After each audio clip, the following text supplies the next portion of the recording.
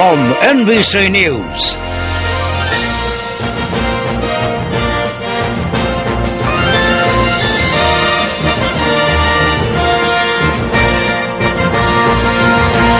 Decision 2004. Election night.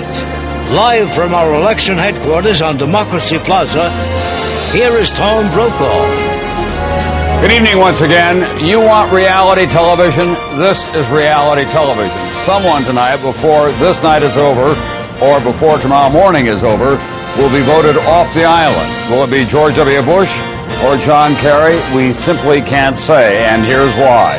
These are the states, and it is just simply too close to call, and these powerful states. Ohio, now 35% of the vote has been counted so far. You can see a narrowing vote difference between the two candidates, blue for John Kerry, red for George Bush. Now, what's going on in the state of Florida? Something very similar. 85% of the vote has been counted there so far. George Bush with a narrowing lead. In the state of Pennsylvania, more than half the vote has been counted, and John Kerry has a lead there, but again, based on our models, we can't project a winner. In New Hampshire, 47% of the vote in, 147 votes between them. This is a critical state in tiny New England.